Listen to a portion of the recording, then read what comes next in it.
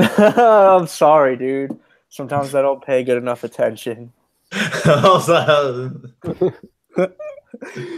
Which I'm just confused production wise. Like when that live thing goes on, does that mean like that's where we're starting it in at? Like that's where you want it to no, no, start? Or no, you no. could cut me That in. just means that Right. the YouTube is recording. Yeah, I got you. So you can cut Oh. me. We can start this when I want to start now. We're technically talking in Yeah. show mode, but it can be started at any time. Yes. Okay, understood. All right, dude. It is actually hotter than hell in South Carolina already, and it's a little bit scary for me because I'm gonna have to be outside like all the time for the next 3 months. I've never been at a point in my life where I was actually like, I'm not sure that I'm gonna be able to handle being outside, but it is going to be a brutally hot summer here in South Carolina. And I don't know. I don't think any amount of jumping in a warm pool or taking showers is going to help. Yeah, no, it's definitely hot. It's already hot in the upstate and it's unbearable. The gooch sweat at work is real. Let me tell you about it. It's terrible, dude. I don't feel like I'm ever dry. It's No a khakis for this guy. I'll tell you that. it's an Can't awful happen. feeling, man. It's an awful feeling. Are you the type of person that like will you take a shower and then put on the same clothes that you had on before the shower? Not in South Carolina.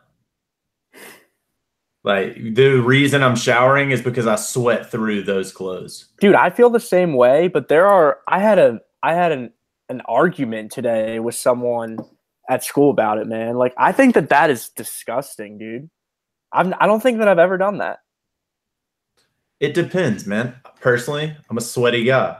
So if I walk out in like, a fair like 60-degree day, I'm probably sweating through that shirt. So I get you on that, but I mean maybe people don't sweat that much.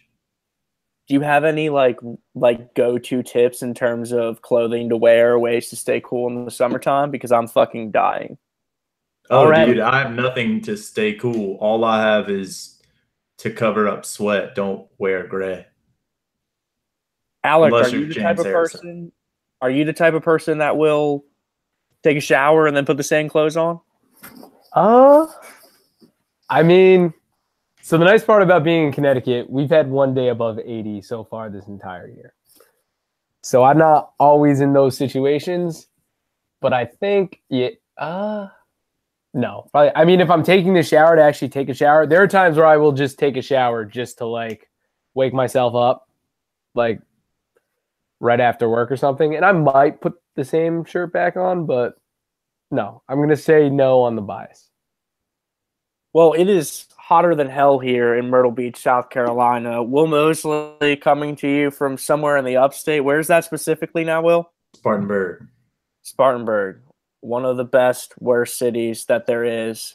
Our good friend Alec Ueki back for another week of just saying things that are going to make me and Will probably look at each other and then sound off a little bit, and that's why we love him. Alec, where are you?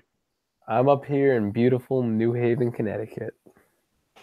So this is from the Nosebleed Sports Podcast.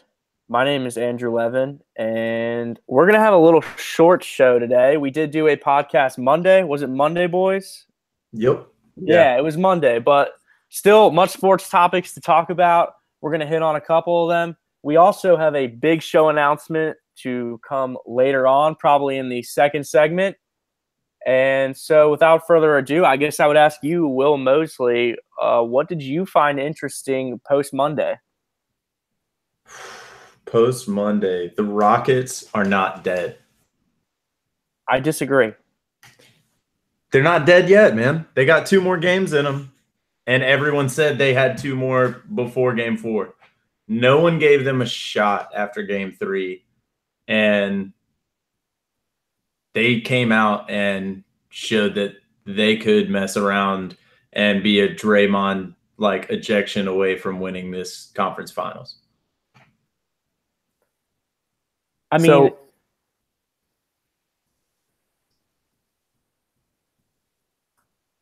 go for it, Alec. If the Rockets aren't dead, Do you think that if the Warriors lose this, the Warrior dynasty is dead? No, because Clay just said he'll re-sign for less money. Like he doesn't need a super max. He realizes that he can get high and stay in like California and just play for the best team ever. So I mean, no, you already have Kevin Durant taking less money. You already have all the pieces taking less money, and your cap spaced out perfectly. That I mean, just because you might lose it this year doesn't mean you couldn't turn around and do it next year. And I mean, even if it is the end of it, I mean, 3 out of 4 years and two finals wins and 3 like in a row, it's not bad. I mean, yeah, I think like that's the interesting part of the story that we're not really talking about here. I mean, to be honest with you, Will, like I think it is over. I don't think Houston has much of a chance to win 2 out of 3. And I understand that they have home court and we could talk all those things and how that matters. But at the end of the day, Golden State's just phenomenal. I think they're a lot better than Houston. I think that it will show over a 7-game sample. I think the thing that's really interesting that not a lot of people are talking about is like, dude, we can sit here and sort of ponder where LeBron's going to go over the summer and how that's going to affect things, but I'm not exactly sure that like the team that's going to challenge the Warriors exists yet at all. And I'm not sure that LeBron James is going to be a part of it. Like I think you address like sort of Klay Thompson and like the role that he plays with the Warriors and being really satisfied with that. But for me, I think that like the thing that is going to break apart the Warriors, at least in the short term, if there is such a thing that's going to break up the Warriors in the short term, is not going to be another team. It's going to be Klay Thompson like saying to himself, I'm one of the best players in the world and no one fucking notices it. Or it's going to be Draymond Green saying, I'm sort of sick of doing all the dirty work that no one else wants to do, even though I'm one of the better players in the league. I'm just not sure that we're sort of looking at how the Warriors are going to be beaten like in the right way. Yeah, I mean, I hear you on that. It's just like, I mean, there are teams out east that are building, that are young and athletic, that I think are about a year away. I think that Boston especially has showed that they're a move away in the offseason, or maybe just bringing back their hurt people away from challenging the Warriors and being something that's actually real for a couple years. And yeah, I mean, I do think if LeBron joins Houston, or like this is a big offseason, I think a lot of things could happen. I think there's other teams that have a chance to go at the Warriors. And I see what you mean from the inside out, but I mean, the two teams that seem to have built their teams right from the inside and then added other pieces outside are looking the best in these playoffs, and that's probably the Celtics and the Warriors. And I mean, I don't know. Those players look content being role players, taking a little less money to win more games. I mean, I'm not sure that there's any disputing that the Celtics are going to be really good next season. But the way that I look at that, when people keep saying, oh, Boston, Boston, Boston is this, Will, would you rather have Steph Curry or Kyrie Irving? I mean, Kyrie probably because of age. Okay. I disagree. Would you rather have Kevin Durant or Gordon Hayward? That dude, but you just asked two players who aren't on the court right now, and with a team who's won 3 games in the Eastern Conference Finals. Like, I don't think that you have to be looking at those players. I think you really are looking at Jaylen Brown next year taking a big step. I think you're looking at Jason Tatum being one of the best rookies, like obviously consistently and offensively, like period. And then you're looking at, yeah, you either get back a healthy Kyrie Irving and Gordon Hayward, or you can move pieces around, and there's a lot of pieces that are up for grabs this offseason. So, I mean, I do think that there are moves that you can make. And, yeah, you can say Steph Curry over Kyrie Irving, but, I mean, if you're going to tell me Jason Tatum over Kyrie Irving, I'll probably take Tatum for the next 10 years because Curry's, what, like 29? Yeah, I mean, I think I agree with Will in this. And for me, it's not even if you look at the top 4 players on each team, right, the Warriors have 4 stars. Celtics, it's the depth. It's the fact that you got to figure Jason Tatum or Jaylen Brown is going to the bench next year. Terry Rozier, who's proven to be a more than, say, replacement level player in the NBA, is going to be a backup point guard. Marcus Smart is going to be only a defensive specialist. They're returning 2 20-point scorers to a team that just got a rookie who's proven that he can be that player in the playoffs. Dude, I understand the depth argument, but like stars are what win in the NBA, and there's no disputing that at the top level of both of those rosters, the Warriors are still far superior. If you take the 4 best players, Alec, if you take the 4 best players on the Celtics and the 4 best players on the Warriors and you match them up position for position, are you taking anyone on the Celtics? Because I'm not.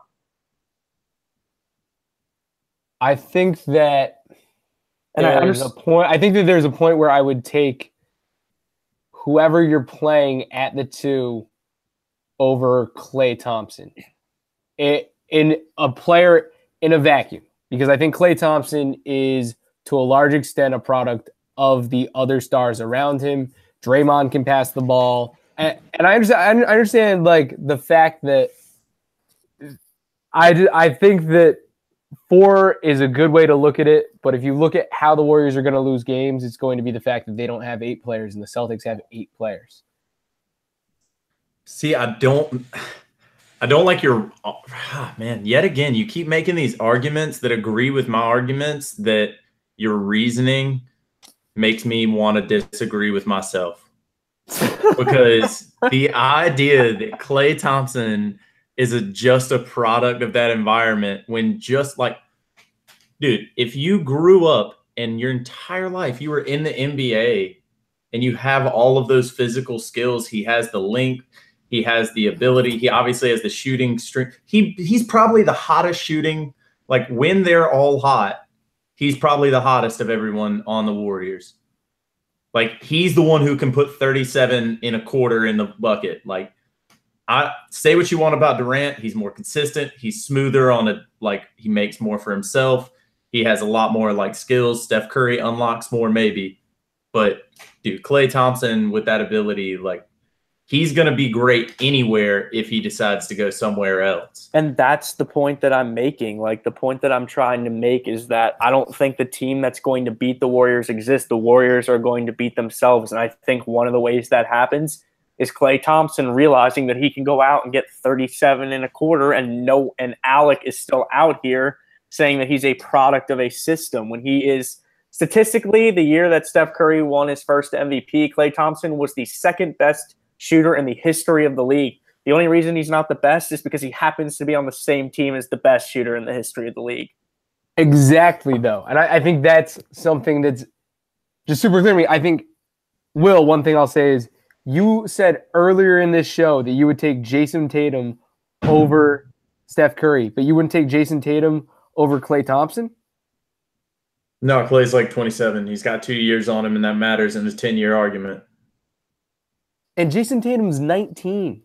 I mean, I feel you, but I almost would take Steph Curry over Jason Tatum right now, and Steph Curry's 29. So if you're telling me I get 2 more years and the second best shooter of all time, yeah, I'm going to probably take that, even if it is a rookie who shoots 40% from everywhere. Oh. Like, I feel you, and I like the Celtics in the long haul. I do think that they have the ability, even if this Warriors roster stays together next year, I think it would be a tough, like 7-game series that the Warriors could win. And then the next year, I really do think it's a toss-up because I have that much belief in Jaylen Brown, really, and Danny Ainge's ability to make a move this offseason, maybe for Kawhi, maybe for Karl Anthony Towns. I mean, dude, all these situations with Karl Towns, man, I mean, you can speak to it a lot better than I can, but all I'm saying is that dude is Dominican, and there is an NBA team in a city that is not very far from the Dominican Republic. Hey, dude, Pat Riley will make any moves that need to be made. That's what I'm saying, dude. Any single time that there is nothing happening or being reported out of Miami, I just sit here and I wait for something to drop. Yeah, no, I mean, it's incredible. They have the market for it. But, I mean, Danny Ainge is willing to do anything, man. He replaced 12 out of 15 players on his roster last season and became the second best team in the East. Like, he only dropped 1 spot. Yeah, but that's the reason that Alex's argument about the Celtics being able to compete with Golden State next year because of their depth is sort of illogical at this point because Danny Ainge is going to ship off 3/4 of that bench probably, right? I mean, yeah, Well, but he's gonna replace it, and you're looking at who are you losing? Yeah, you're losing Marcus Smart, which is like an energizer bunny for your team because you're not gonna be able to pay him this offseason with how many guards you have to pay. And then you have Rozier, who you have to keep. You have Kyrie coming back, who I think that is honestly up for the possibility of trade. I mean, you have a lot of movement going around, but I mean, dude, he moved around 12 out of 15 last year, and he ended up with depth enough to win 3 games in the Eastern Conference Finals so far. But see, I think that backs it up. So they have the depth. They can trade guys off the top of their bench, not the top of their bench, 4 stars. And then they have picks. They have picks in the 2019 draft that are projected top 10 picks. They have the Kings pick in the 2019 draft. I don't think anybody thinks the Kings. I mean, the Nets pick this year turned out to be higher than I think people expected, but I don't think anybody thinks that Kings pick in the next 5 years is going to be outside of the top 10. So not only do they have what they have now, and they've added a 20-point scorer each of the last 2 years in the offseason, but they have what they will have. No, I agree. I see the vision. I think they definitely have a future. But, I mean, I don't even think they're going to make it to this year's finals. That's yet to be seen. We got a game tomorrow night. We got a game tonight in the West. We'll see what happens there. I want to hop over real quick, though, and figure out something about the finals that are already set, in which the Capitals are actually have a chance for a Stanley Cup. And Andrew, do you think they're going to get it? no, I don't. And I also hope they don't. I probably shouldn't say that because I'm supposed to be sort of unbiased. I mean, listen, dude, it's impressive. I thought it was a really lame game 7. I guess that would be a pretty decent place to start. Like Ovechkin scores a minute, 1 second into the game, and then they shut him out. So like the game was theoretically over a minute into it, and there was, I mean, I watched the entire thing, and there was at no point during the game, with the exception of maybe one chance that Hedman had in the first period, did you really feel like Tampa was going to score. I mean, it was that sort of mismatch last night. The most exciting part of the whole game was a fight that lasted like 50 seconds, which I guess was kind of cool to see, but also like puts me in a weird ethical place now that we know what that sort of like commotion does to those players who are fighting or whatever. I mean, to answer your question, though, that's a really long, elaborate way of saying I think it will be close, man. I think that this like sets up to be one of the closer finals that we've had in a long time. It's certainly going to be unpredictable. You have 2 teams that haven't been there in well over 20, going on 25 years. Obviously, with VGK being a new team this year, it's an incredible story. We could do a whole fucking podcast on it. And with Washington, who is, let's be honest, Will, you know as well as I, like one of the bigger enigmas in professional sports over the last 10 years. So, like, to say that you can trust Washington, I mean, like, dude, should they be favored? In my opinion, absolutely. They have the best player in the series, which matters. And it just, for me, dude, it comes down to can Holtby be as good as can Holtby be good enough to keep up with Fleury? I mean, I feel you on that. I think the bigger question for me is it the NHL finals that the NHL wanted? Like, because Yeah. it seems like a phenomenal final when you go back in retrospect and look at the playoff spread and look at possible teams that could have the best storylines coming in. Like, this might be the best final that we could have gotten, maybe besides Boston Pittsburgh going for 3 straight. I mean, as a non-NHL fan, I'm interested, right? You know, I think you've got Ovechkin kind of trying to cement a legacy. You've got Vegas Golden Knights and, you know, just kind of the moral victories, et cetera, et cetera. They're a fun team to watch. I think that I do like Andrew's point, though. I think that Fleury's experience as a guy who's won a Stanley Cup as the goalie for that team gives Vegas just an advantage that's easy to overlook, but probably as big as it comes. Yeah, and I mean, I think it's critical to note that like people like you are going to sit down and watch a Stanley Cup game because hockey, as much as I hate to admit it, like it has become somewhat ancillary to millennials. I think that's probably fair to say. And it's cool, dude. Like Vegas is a fun team, man. And the cool thing about Vegas is that they are new. It's a fun city that young people love, and they're a brand new team, which means people who have never enjoyed hockey before do feel somewhat more comfortable adopting them as their team, especially because Vegas is such a transient town. No one really lives there, but you go there for 3 days every year and you sort of feel like you're part of it. It works for them, dude. It's an amazing story. Like I said on the podcast on Monday, even if they don't win, it's one of the more incredible stories in North American sports and definitely one of the more incredible ones in the history of hockey. And so it's really impressive what they've done, man. I think it's going to be a really fun series, mostly because it's going to be extremely unpredictable.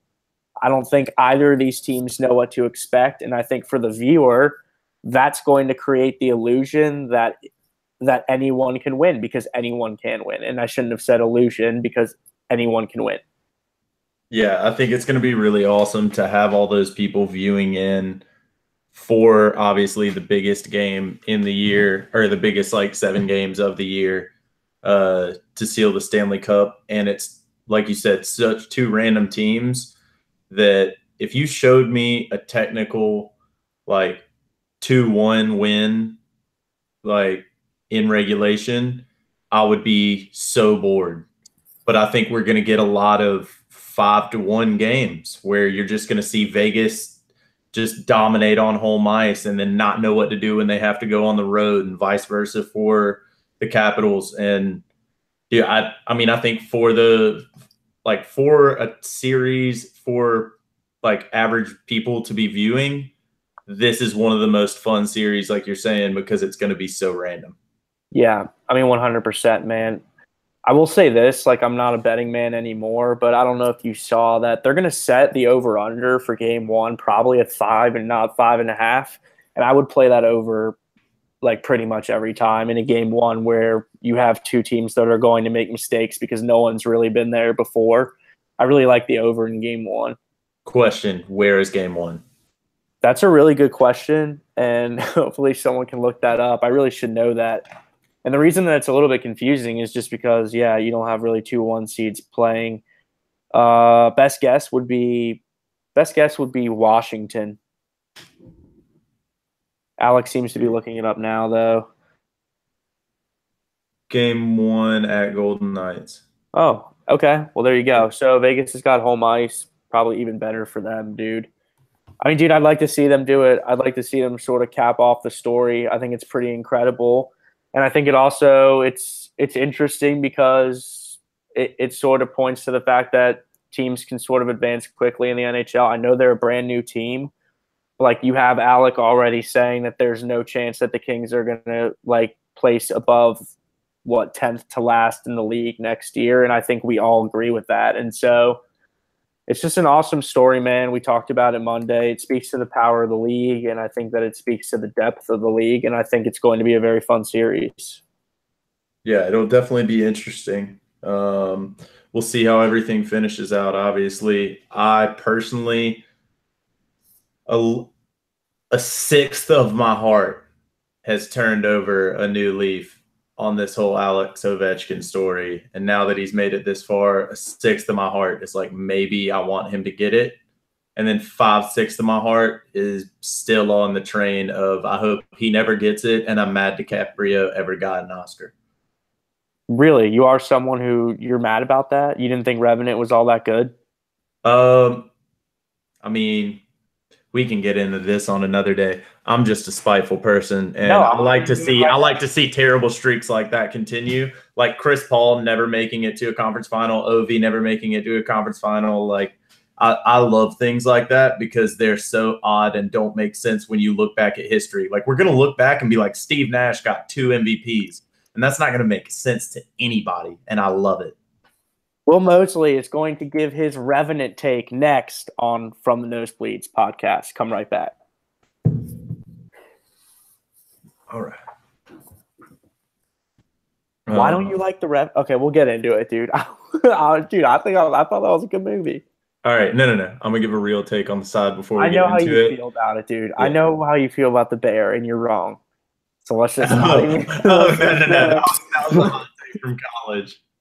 That was a hot take from college.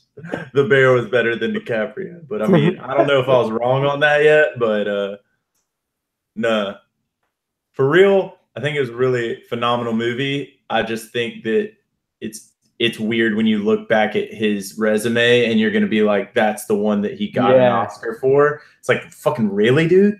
Like, really, that one? Not any of the other ones? He It slept makes in it seem like it was like at some point we have to give it to him, so we're going to give it to him now on. All right, we got to get into this though. All right, so here's the deal. We're going to come back. We're going to talk Revenant for a few minutes, and then we're going to transition into why we're moving the show, and then we'll close shop. Sounds good. Let's break for like 5 seconds. Ooh, hold on. Let's break for a bong rip.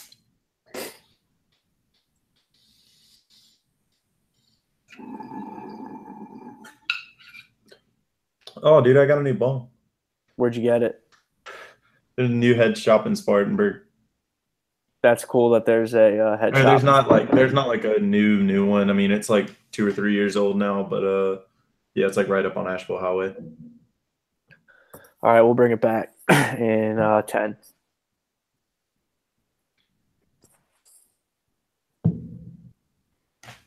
How's it going, everyone? My name is Andrew Levin, and you are listening to From the Nosebleeds podcast. I am sitting here with Will Mosley and Al Kawecki. We've been shooting the shit, talking a little sports. We're going to do that a little more. Then we got a big announcement about the show. You can hit us up on Twitter at _the Nosebleeds, and please subscribe to us on SoundCloud. You can check that out at the Nosebleed Sports Podcast. Is that correct, Will? Yeah, From the Nosebleed Sports Podcast on SoundCloud and at _ the Nosebleeds on Twitter. We're out there making it happen. You can also check us out on Facebook on From the Nosebleeds Podcast. Please put it up on the poll, Will. Should Andrew know the information for SoundCloud better, yes or no? Yeah, I don't know. That's going to be a toss-up, but we're going to find out. Hopefully the viewers can let us know. I think they might like this. I think they might like this from you, though. All right, well, put it up on the poll, and while you're doing that, Will, multitask and tell me why you don't like The Revenant. I love The Revenant. I love the best actor in that Revenant. I love the second best actor in that Revenant, Tom Hardy. But, I mean, the best actor in that movie was, like, so phenomenal, and that bear just really killed it and never got the accreditation that he deserved for being the best lead actor in that. Tom Hardy, obviously best supporting cast. And yeah, I mean, DiCaprio's in there somewhere, probably behind the Yukon in that movie. Is probably the 4th best character. But I mean, it was a fun movie. Yeah, don't get me wrong. I mean, DiCaprio, he's a phenomenal actor, but he shouldn't have gotten Oscar for that, and he should still be Oscar-less, in my opinion. I don't understand, like, this thing that you're doing where you're rooting against all these terrible streaks that people have in their professional life. How would you like it if we rooted against you in that way? That's awesome. What? I'm all for a chip on your shoulder story. Like, tell me about it. I want you to count the teams that drafted, like, that didn't draft you, and then play harder against all those teams. Like, I love that story. So that's what I want. And so I want to hate DiCaprio and be like, why haven't you won an Oscar? Come on, win one, put up a good performance. And then he put up that, and we just give him one like a layup. Like, we're just like, oh, here you go. I mean, yeah, I think people love to hate that team or love to have the team, right? That is great on paper, but can't win anything. Like Carmelo Anthony. Carmelo Anthony just legitimizes all the truly great players of his time. Please explain that argument right now. What, like loving to – because I think that – so I'm trying to think of what a good team in this situation is. But, yeah, I love hating on Melo. I love hating on Chris Paul. I love like having these guys that people love and people say they're so good, and maybe it's just being spiteful. I'm just sort of interested in exploring why you guys are rooting against all these people to not be successful in their professional lives. All right. First off, I was never rooting against Melo. I've always wanted that dude to ball out. That dude, the real deal. You can take your takes elsewhere, Alec. I think that he's trash now, but I've always wanted him to be good. Also, I don't know, man. I like seeing people go through struggles. It makes the story that much better. Hey, I'm a real journalist. I don't root for who wins and who loses. I root for storylines. That's what I'm here for. I'm here for the business. Okay, Stephen A. So with that said, we are going to move on to a couple minutes of unapologetic self-involvement here. We're going to talk a little show, let you guys behind the curtain a little bit, because we do sort of have an announcement about some scheduling things that are going to be happening moving forward. And we think it's fair that we sort of have a chance to explain why we're going to be making those changes, because we think they're going to benefit us and probably more importantly, you, but mostly us. So that said, Will Mosley, All right. please. Insert drum roll here. All right, you guys just all heard a drum roll, so here we go. We're actually moving recording to Monday nights, starting this Monday. So after this week, we'll record on Monday, hopefully get that episode out to you by Tuesday night at the latest. And we're going to try to get on that schedule a little bit heading into the long summer months. And then hopefully into NFL season, obviously, when we got football games happening on Sunday and Monday nights, and we can wrap those up and get everything out to you as fast as we can. So, yeah, we're going to be switching over. We should have an episode out to you early next week. Try to regulate this a bit more for you and get on a good schedule. Absolutely. And I mean, this is something that we thought about and we talked about a lot.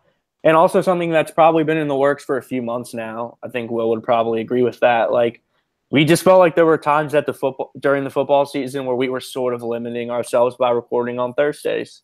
And Thursdays are great for the NBA, and we'll probably think about going back to it for the NBA because it is so great during the playoffs and it's a great time to record. But we think that putting ourselves on Monday is going to give us Get it out, big dog. Get it out. Terrible, dude. So bad. Dude, these allergies, holy fuck. Talk about self-involvement. I'm literally choking up talking about myself. I mean, is there anything douchier than that? It's all right, man. We're tweaking the show a little bit. We're tweaking our bodies a little bit. We're trying to make the best product for you by making the best out of ourselves here at From the Nosebleeds. So just bear with us. Hopefully we can get everything out to you on a more regimented schedule. Obviously, you might have noticed we're without our master producer, Mac Young, tonight. He is out in Canada in the middle of nowhere, I believe, fishing for fish out of an ice hole. So can't wait to hear about that when he gets back next week. So hopefully I can fill in for him and we can get everything out to you guys. Wow, everyone. That was really terrible. I think we can all agree that was really terrible. I seem to have lost my larynx the way Mac probably has lost his mind, right? I mean, that sounds like an atrocious vacation. It's a boys' weekend up in Canada that he does like every year with his dad and his uncles. Alec, you live in the Northeast. Is that something that you're interested in at all? The one that Mac does? No. I think it's like 40 degrees up there. He's not like it's not like right over the border in Toronto or something like that. He's in North Ontario in like a cabin with no electricity. It's not what I call a vacation. It's like, what are the odds that he runs into a Yeti, which I know, Andrew, you believe exists? Oh, Yeti definitely exists, and I would put the odds somewhere between like 3 and 4%. I mean, here's the deal about Yetis. I think that they probably live on mountains, and I'm guessing that if Mac is ice fishing, that means he's probably in a low-lying area, which may be good for his safety. Now, if we want to get into what the chances are of him seeing a Bigfoot, I think that's also quite possible because you're going to find the Bigfoot somewhere up in that neck of the woods. All right, for you listeners who have been with us since the start, the few of you who've been with us here, you know that we had probably our best discussion, big sports related topic, obviously, a couple of weeks ago, where Andrew had the audacity to tell me that he thought that it was more likely that Ghost exists than aliens exist. And now he's going to give me, on top of Ghost, he's going to give me Yetis and Bigfoot over aliens. Dude, I think of all of them. I'm saying all of them. If I had to have one hand, dude, that I have to go all in against you guys on, it's the Yeti. I don't know why, but I feel that the Yeti exists in my heart, dude. Alec, I want to get your weigh in on this and where you think all of these rank on most likely. Okay. Yeah, let's get a top 4 of what you most think likely is to most exist, likely right? to exist. Okay, 1 is aliens. It's like a mathematical thing, right? Eventually, there's a planet out there with something else living on it. There we go. We have a fucking Will Mosley quite literally raising his fist in victory like he's just won some sort of medal. Alec, hey, that's just another one. 2, Bigfoot over the Yeti. But I think it's a similar thing. But I'd say Bigfoot. Alec, you're doing that thing again where you agree with me and then make Why? me So pissed you off believe in ghosts or the Yeti over Bigfoot? They're like the same thing. What? Like you're gonna believe in Bigfoot, something that would live in like warmer climates, which all of like we live on and can prove that he's not around, over a Yeti, which lives in like areas of the world that none of us go to. I feel like I think there's a can also chance live in of like Yeti. densely populated, or like not densely populated. Sorry, like densely forested. Yeah, right? but like, everywhere that's like the Amazon or like places in Russia. Yeah. What? I agree with Mosley 100%. For me, I think the Yeti is probably more realistic than Bigfoot, only because of that exactly. Like, dude, if Bigfoot were really out there, then that motherfucker, chances are, is walking toward a city at some point and someone's seeing it. There are TV shows with people hunting him. There's the reason that I think the Yeti. But look at the people hunting him. Dude, but the Yeti could exist because there could be a cave on a mountain somewhere in the French Alps or somewhere in the Himalayas, dude, where he could just be, dude. And like that seems way more realistic to me. Okay. And we can get back into I want to get back into this fucking aliens discussion, dude, at some point, because all right, maybe we just open the new podcast at the due time with another aliens discussion, because I've been reading a lot at bedtime lately, dude. I would love, we might want to postpone it a week, give ourselves some real arguments, get Mac back in the fold and get everyone's full opinion. But we promise to you listeners out there listening to this right now, we will rehash this aliens ghost debate. We will get it out there. We will poll it. We will find out what the people think. We will bring our arguments to the table 2 weeks from this episode. And we will really find out what is more likely to exist, an alien or a ghost. I just have 2 more questions before we close shop for the night. And again, one more time, apologies for my voice, people. That was embarrassing. However, we're going to embarrass ourselves and have a little fun on the show because that's important. 2 more questions. I think we all agree on the first. The Yeti is more realistic than Bigfoot. Yes. No. Yeah, we all agree. We all agree. Okay, excellent. And before we close up shop, boys, I just want to know, let's do a little cheesy, corny, stereotypical prediction podcast here. Will, who is in the NBA Finals? I Did you say Cleveland, Golden State a week ago? And I'm going to stick with it. Wow. Oh, my God. We're going to have to get into that Monday. Alec, NBA Finals, who's in it? Golden State Celtics. Interesting. I'm going to say Golden State, Cleveland, because I just can't bet against LeBron James. I just can't do it, dude. And I'm not going to do it until he's ripping that jersey off having lost the series. And he may very well do that, but we will see. We're going to find out. Has been another episode of From the Nosebleed Sports Podcast. Thank you so much for hanging in there. for hanging in with my ridiculous lost larynx, for hanging in with Alec and his ridiculous take that Bigfoot is probably more realistic than the Yeti. We're going to get into all of it starting on Mondays. Thank you, people. Check us out on Twitter at underscore the nosebleeds, and please subscribe to us on SoundCloud in the search bar, the Nosebleeds Sports Podcast. Thank you, people. Like you guys.